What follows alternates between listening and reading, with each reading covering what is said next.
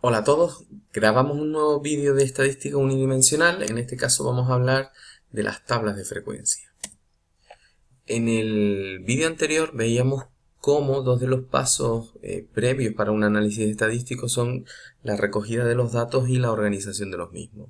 En este vídeo vamos a ver cómo organizar dichos datos. Vamos a empezar analizando qué ocurre si lo que tenemos es una variable discreta y después veremos la pequeña variante que se presenta cuando lo que tenemos es una variable continua. Lo vamos a hacer a partir de un ejemplo. El ejemplo dice así. Dice, se pregunta a 40 familias de una ciudad por el número de hijos que tienen y se obtienen estas respuestas. 2, 1, 2, 0, 3, bueno, y así sucesivamente. Evidentemente no podemos, para hacer un estudio estadístico no podemos dejar los datos así, tenemos que organizarlos para que se pueda entender y para poder tenerlos agrupados y poder realizar el análisis con mayor facilidad. Bien, pues esa organización es lo que llamamos una tabla de frecuencia. En la tabla de frecuencia lo vamos a hacer siempre de la misma forma. Vamos a poner una primera columna y en esta primera columna vamos a poner los diferentes valores que va tomando la variable. Lo que se llama, bueno, la variable la llamamos x sub i, hace referencia a cada uno de los valores que toma la variable. Aquí los vemos, los valores que toma la variable son 0, 1, 2, 3, hay algún 4 también por aquí y hay también un 5 por aquí.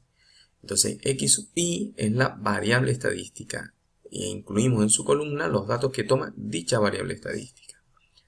La segunda columna representa la frecuencia de cada uno de los datos, la frecuencia de cada uno de los datos que tenemos a la izquierda. Así, por ejemplo, el valor 0, es decir, el número de familias con 0 hijos, se repite 8 veces. El número de familias con un hijo, 15 veces. El número de familias con 2 hijos, 8 veces. El número de familias con 3 hijos, 7 veces. Con 4, una vez. Y con 5, una vez. Esto es lo que llamamos frecuencia absoluta. Y repito, como definición es el número de veces que se repite un valor de la variable estadística. Aquí, en la última fila, lo que tenemos es la suma de todas las frecuencias, que evidentemente debe coincidir con el número de datos totales que tenemos. A la derecha hemos añadido ya una tercera columna que es la frecuencia relativa. La frecuencia relativa no es más que el cociente entre la frecuencia absoluta, aquí hay un error, aquí debería poner absoluta, y el número total de datos. Es decir, que en cada caso vamos dividiendo 8 entre 40, y esto es 0,2. 15 entre 40, y esto es 0,38. 8 entre 40, 0,2 otra vez. 7 entre 40, 0,18. 1 entre 40, 0, sería 0,025. Aquí está aproximado al segundo decimal. Y 0,025 otra vez. La suma de todas las frecuencias relativas tiene que ser siempre 1. Después tenemos lo que es la frecuencia absoluta acumulada. En esta tabla de frecuencia voy a poner todas las columnas posibles, todas las columnas que no pueden hacer falta. A lo mejor en algunos estudios estadísticos no hacen falta incluirlas todas. La frecuencia absoluta acumulada nos indica la suma de la frecuencia absoluta hasta cada valor de la variable. Por ejemplo, para el primer valor de la variable, la frecuencia acumulada es 8, porque solo sumamos este 8. Para el segundo valor de la variable tendría que sumar 8 más 15, que es 23. Para el tercer valor de la variable, 8 más 15 más 8, 31.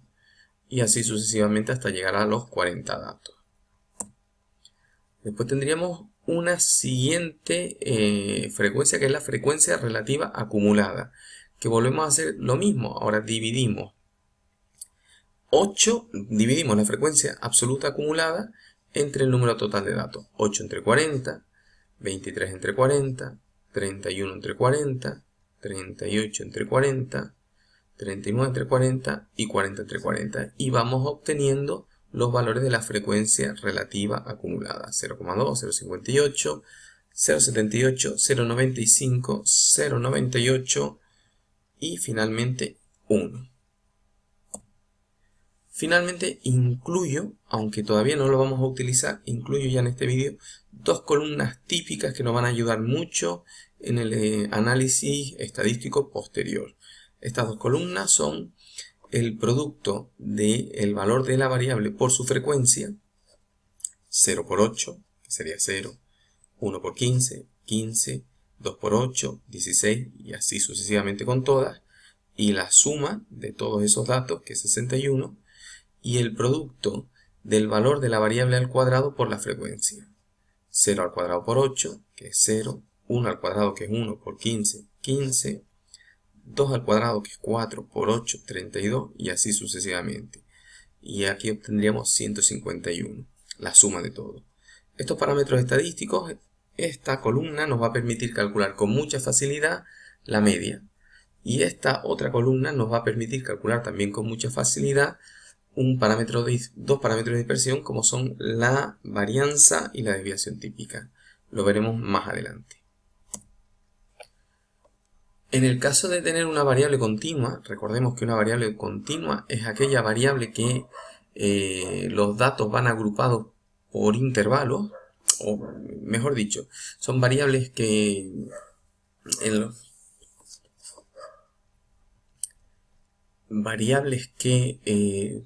por dos motivos, porque tengamos una gran cantidad de datos o porque puede tomar cualquier valor dentro de un intervalo, esos datos van a estar siempre organizados en intervalos. Vamos a verlo con un ejemplo. Vamos a suponer, por ejemplo, que tenemos que se ha realizado un test de conocimientos generales a 40 personas y se obtienen las siguientes puntuaciones. Como vemos, los datos, la cantidad de datos que tenemos y el valor de los mismos es muy diferente al ejemplo anterior. Aquí tenemos valores que van desde el número 2, que es el más pequeñito de todos los que aparecen, hasta el 59. Y puede ser que algunos se repita, pero no parece que se repitan mucho, con lo cual realizar una tabla de frecuencia como la anterior no tiene mucho sentido. ¿Qué hacemos en este caso? Pues en este caso lo que vamos a hacer es organizar los datos por intervalos. Vamos a meter todos los datos que se encuentren entre el 0 y el 6. Después vamos a meter todos los datos que se encuentren entre el 6 y el 12. Entre el 12 y el 18. Y así sucesivamente. Para agrupar los datos por intervalos elegimos lo que se llaman clases, que las clases no son más que esos intervalos. Y para saber cómo diseñamos esos intervalos, podemos tomar una serie de normas. La primera sería tomar un valor del intervalo inicial un poco más pequeño que el valor inicial que tome la variable. Es decir, que el valor más pequeño que toma la variable. Si el valor más pequeño que toma la variable es 2, podemos empezar el primer intervalo en 0. Y acabar en el último intervalo con un valor un poquito más grande que el valor más grande que tome la variable, que en este caso es 59. Por otro lado, es recomendable que el número de intervalos esté entre 6 y 15. En esta tabla tenemos un total de 10 intervalos, con lo cual cumplimos también con ese requisito. Y por último, siempre vamos a tomar intervalos cerrados por la izquierda y abiertos por la derecha. Es decir, que si estoy, por ejemplo, en este intervalo, si aparece como valor de la variable el número 6, pues lo voy a meter dentro de ese intervalo. Pero si apareciese el 12, no correspondería a este intervalo, sino correspondería a la tercera fila. Ya después, en la segunda columna, tenemos también lo que llamamos marca de clase. La marca de clase no es más que el valor medio de cada uno de los intervalos. Es decir, si yo cojo 0 y 6, lo sumo y lo divido entre 2, tengo 3. Eso es la marca de clase. 6 más 12 es 18 dividido entre 2, 9. Y así sucesivamente obtengo todas las marcas de clase. Pues la marca de clase es un dato importantísimo porque va a representar a todo el intervalo. Representa siempre a todo el intervalo y va a ser el valor que utilice para hacer todo el análisis estadístico. La siguiente columna, a partir de aquí las columnas son las mismas que las anteriores. La siguiente nos daría la frecuencia absoluta, es decir, cuántos valores se encuentran en el intervalo 0,6. Pues miro y solo hay uno, que es el 2. Pues un único valor en el intervalo 0,6. ¿Cuántos valores hay entre 6 y 12? Miramos y está por aquí el 8 y por aquí el 11. Y no hay más. Está el 12 también, pero el 12 corresponde al tercer intervalo porque es cerrado aquí y abierto aquí. Por tanto, solo dos valores. ¿Cuántos valores hay en el intervalo 12-18? Buscamos y encontramos un total de 7. En el 18-24, un total de 3. Y así sucesivamente. la suma de todas las frecuencias absolutas, como anteriormente, nos da el número total de datos.